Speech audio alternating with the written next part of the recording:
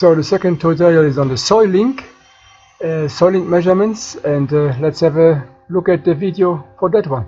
So this sensor is bypassed now, but if I put it on active, then this thing is actually activated. This one is now set up how wet the soil should be, and if it gets dry, let's say to a certain level, then the system comes on automatically.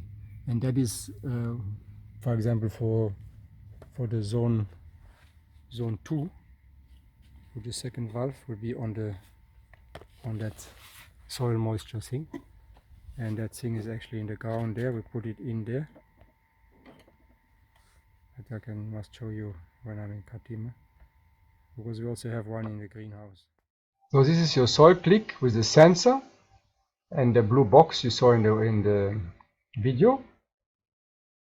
Then again the sensor going with the cable up to the ground. In Rundo will put it already in, and it's okay. It's linked obviously with the controller, and the controller gives the message to the valve to switch off when the soil is wet enough. So what does that mean? When the soil is wet enough, you want to put it to the driest point where there's some exposure with sun.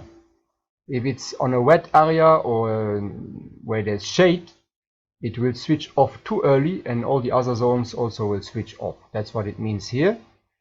The depths we looked at 15 to 20 centimeter, depending if it's grass we put it at 20 to 15, flat and then going down. Very important, I let it in a bucket of water for 30 minutes, but I don't inundate it. I let it hang halfway in the bucket. Then in the meantime I make a hole, and I use the riser pipe. That one is a bit more than a quarter inch they use here, but I use that one, hammered it in the ground, and then I put some liquid, because I don't want to have this to have air in there. When I put that thing in, you see it's coming in here, it must have direct contact with the soil. So I mixed some soil with water to make like a slur out of it, like you would call it like liquid pap, and you put that in there and let it hang there. And it should be vertical, not the way it is in here, but it must be like this or like that. So that's how we did it, and then we compact it, and then you wait at least 2 days before you activate the sensor. Then it actually starts working. What else? Yeah, the electrical connections, your electrician or Katima, Mr. Bernard, can help you out, but it's actually quite easy, because on the box you saw the white part go into this is how it was put on the wall, and you can see where the sensor is in. This is the white part, so it's a proper drawing, so the electrician can sort that thing out.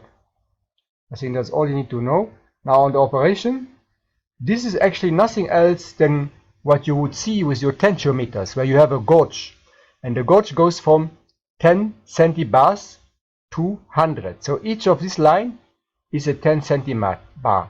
So let's say if it's a high, if you remember the gauge on the tensiometer, the higher it goes, the more tension is needed by the plants to take out water. And that in a clay soil, the tension is bigger than in a sandy soil. So in this case, let's say if it's we have a wet soil when the tension is low, when it's saturated, then the water goes down, but the sandy soil doesn't hold so much water, so the system should shut off much earlier than with a clay soil who has a bit more water and holds it also a bit tighter. So this is where we would then decide with our button plus minus where is our shut off time, the tension, at which tension, if it's at 10 or 30 in a sandy soil, you will put it around here in between, and then it will shut off automatically. You can actually, there's also a button here, you will see that you saw it in the video.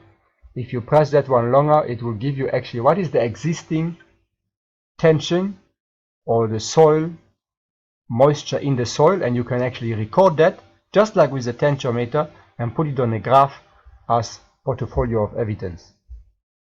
So that is all what is here. These are your troubleshooting guys. I think you have everything you need here to do that properly. And there is also a guide, a video by Hunter Irrigation on how to put it in. And that's it for this part. Here the slide from Hunter Irrigation. Trainees watch it over and over. Trainers share it with them. Even so the internet might not be good now, but later on when they are back, you have internet, and when they are back, share it with them. So even if I'm not there, you can do it. And if I'm there, then the better. We can do it together, but I think you shouldn't delay it. Everything is there you need to know.